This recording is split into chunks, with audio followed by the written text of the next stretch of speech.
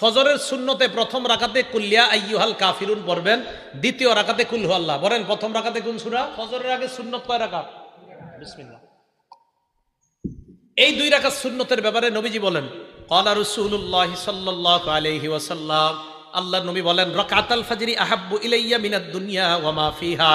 ফজরের নামাজের আগের দুই রাকাত সুন্নত দুনিয়া এবং দুনিয়ার মধ্যে যা আছে সবচাইতে আমার কাছে বেশি প্রিয়। ফজরের নামাজের সুন্নতটা যদি পারেন বাসায় পড়বেন। ঘড়ির দিকে তাকাইছেন, তাকায় দেখেন 20 মিনিট বাকি আছে, বাস সুন্নতটা বাসায় পড়েন। এক, প্রথম কাজ সুন্নত বাসায় যদি পারেন আর কি বাসায় পড়েন।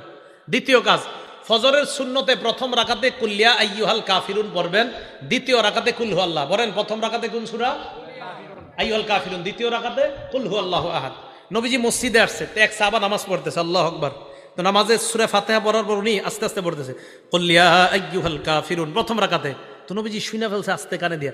তো নবীজি শোনার পর বললেন, হাযা আব্দুন আরাফা রাব্বাহ, এই ব্যক্তি তার রবকে চিনতে পারছে।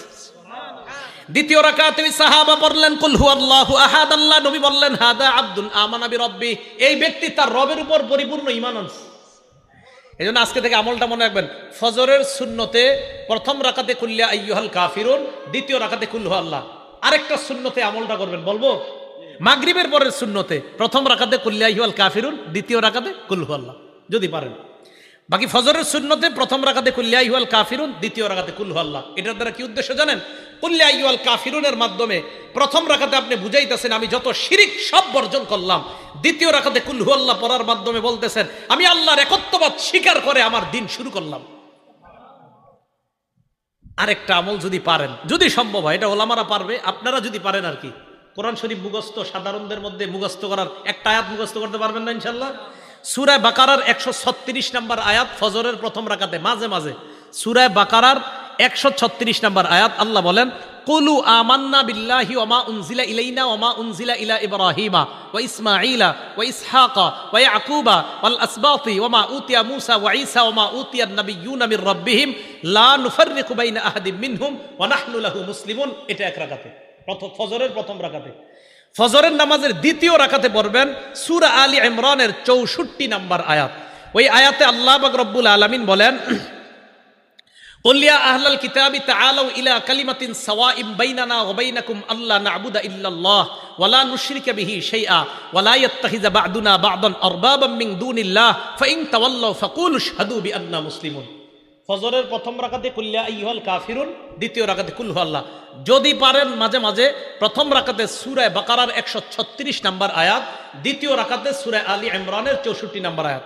তাহলে এবার আসেন, প্রথম গেল ফজরের সুন্নত, বেশি সময় থাকলে ঘরে পড়ে নেবেন। দ্বিতীয় নম্বরে গেল প্রথম রাকাতে কুল্লিয়া আইয়ুহাল কাফিরুন, দ্বিতীয় রাকাতে কুল হু আল্লাহ। যদি পারেন মাঝে মাঝে প্রথম রাকাতে সূরা বাকারার 136 নম্বর আয়াত, দ্বিতীয় রাকাতে 64 নম্বর, মুসলিম শরীফের হাদিসে আছে আলী ইমরানের 64 নম্বর আয়াত। 3 নম্বর কাজ, সুন্নত পড়ার পর আল্লাহর কাছে একটা দোয়া করবেন, আল্লাহুম্মা রাব্বা জিবরাইলা ওয়া মিকাইলা ওয়া রাব্বা মুহাম্মাদিন সাল্লাল্লাহু আলাইহি ওয়াসাল্লাম আউযু বিকা সালাসা মাররাত আউযু বিকা মিনান নার সালাসা মাররাত। বাংলায় বলবেন, হে জিবরাইলের রব, হে মিকাইলের রব, হে মুহাম্মদ সাল্লাল্লাহু আলাইহি ওয়াসাল্লামের রব, আমি আপনার কাছে জাহান্নাম থেকে পানাহ চাই। এটা 3 বার বলবেন।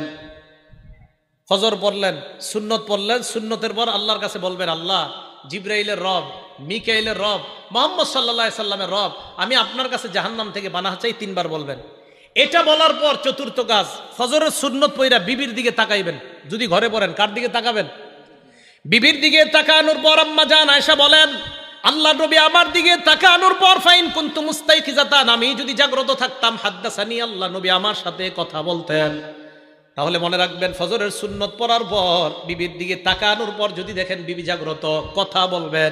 এই নিয়তে কথা বলবেন, আমার নবী তার বিবির সাথে কথা বলতেন, আমিও বিবির সাথে কথা বললাম, আল্লাহ নবীর সুন্নত আদায় হয়ে যায়। আম্মা জান বলেন, ফাইন কুনতু নাইমা, নবী আমার দিকে তাকায় যদি দেখতেন আমি ঘুমন্ত, আই কজানি, আমাকে জাগায়া দিতেন। তাহলে সুন্নত পড়ার পর বিবির দিকে তাকানোর পর আপনার 2 কাজ। 1 নাম্বার, যদি দেখেন বিবি জাগ্রত, কথা বলবেন। যদি দেখেন বিবি ঘুমন্ত, তাহলে বিবিকে জাগায়া দিবেন। এই গেল চতুর্থ আমল। পঞ্চম আমল যদিও করতে বলবো, আমি বলবো আপনারা বেশিক্ষণ করেন না। আম্মা জান আয়েশা বলেন, নবীজি যখন দেখতেন ফজরের অনেক সময় বাকি আছে, আল্লাহর নবী সুন্নত পড়ার পর ইত্তজা আলা শিক্কিহিল আইমান, নবীজি ডান কাত হয়ে একটু শুইতেন। আপনারা শুইলে তো ঘুমাই যাবেন। ফজরের সুন্নত পড়ার পর হযরত বেলাল ডাকার আগ পর্যন্ত নবীজি একটু ডান কাত হয়ে শুইতেন, আপনারা তো ঘুমাই যাবেন। আপনারা কি করবেন? পুরাটা করা দরকার নাই, একটু ডান কাত হয়ে শুয়ে আবার উঠে যাবেন। কেন? আমার নবীজি করছে তাই করলাম। সুবহানাল্লাহ, নবীজি করছে তাই আমি একটু নবীর সুন্নত পালন করলাম। কি বলেন? ইনশাআল্লাহ করা যায় না? যদি ঘরে করেন আর কি। আল্লাহ তৌফিক দান করেন। এটা যারা তাহাজ্জুদ পড়ে তারা কিন্তু এই আমলগুলা করে নিয়মিত। আল্লাহ আমাদের সকলকে আমলগুলা করার তৌফিক দান করেন। ভাই একদিন নবীর সুন্নত পালন করেন না, একটা দিন করেন, অন্তত কিয়ামতের মাঠে বলতে পারবেন তো একটা দিন করেন না যে আল্লাহ আমি ঘরে সুন্নত পড়ছিলাম, সুন্নতের পর বিবিরে জাগ্রত করেছিলাম, বিবির সাথে কথা বলেছিলাম, আল্লাহ এরপর আমি একটু ডানকাত হয়ে শুয়েছিলাম, এই আমলগুলো তোমার নবী করতো, আমিও করছি। এই গেল ফজরের ব্যাপারে আলোচনা, ফজরের নামাজ এবং 5 ওয়াক্ত নামাজের ব্যাপারে আলোচনা। এখন আরেকটা কথা বলবো নামাজের ব্যাপারে, সে বলবো জামাতে নামাজ আদায় করা। কিভাবে নামাজ আদায় করা? জামাতে। বুখারী শরীফের 645 নম্বর হাদিস, ক্বালা রাসূলুল্লাহ সাল্লাল্লাহু আলাইহি ওয়াসাল্লাম, আল্লাহ নবী বলেন, সালাতুর রাজুলি ফিল জামাআ তাফদুলু সালাতাল ফাজরি বি27 দারাজা। নবীজি বলেন জামাতের সাথে নামাজ আদায় করা, একাকী এক ব্যক্তি নামাজ আদায় করলো, আমি একা নামাজ পড়লাম, উনি জামাতের সাথে নামাজ আদায় করলো, আল্লাহ নবী বলেন যে ব্যক্তি জামাতে পড়লো তার আমল নামায় আল্লাহ 27 গুণ বেশি সওয়াব দিয়ে দেয়। কয় গুণ? 27 গুণ। রিয়াজুস সলিহিনের একটা হাদিস শুনে, একটা কিতাব আছে রিয়াজুস সলিহিন, ইমাম নববীর লেখা। এক অন্ধ সাহাবা নবীজির কাছে আসছে, আসার পর আল্লাহ নবীকে বললেন, হুজুর লাইসা লি কাইদুন ইয়াকুদুনি ইলাল মসজিদ, হুজুর এমন কেউ নাই, একটু আপনার হাতটা ধরি, হ্যাঁ এইভাবে হাতে ধরে মসজিদে নিবে এমন কেউ নাই। তো নবীজি বললেন, তো তুমি কি বলতে চাও? হুজুর আমি অন্ধ। তো অন্ধ হয়েছে তো কি হয়েছে? অন্ধ মানুষ তো হুজুর, আমি যে কারো হাত ধরে আসবো বা কেউ আমার ধরে আনলে এরকম নাই, তুমি কি বলতে চাও সেটা বলো। হুজুর আমি কি বাসায় নামাজ পড়লে হবে, ঘরে নামাজ পড়লে হবে? তখন নবীজি একটু চিন্তা করে বল, হ্যাঁ ঠিক আছে, ঘরে নামাজ পড়ো যাও। এতটুকু বুঝছেন সবাই? অন্ধ সাহাবা, মসজিদে আসার মতো কেউ নাই, নবীজি বললেন হ্যাঁ ঘরে নামাজ পড়ো। হাদিস কিন্তু শেষ হয় নাই, একটু শুই না, কেউ দৌড় দেন না, পুরাটা শোনেন।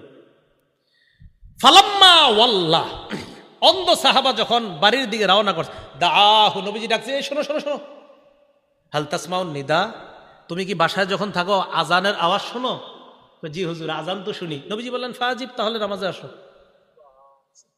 তাহলে কোথায় আসো? এখানে আপনারা যে কয়জন অন্ধ আছেন, তাহলে কি বোঝা যায়?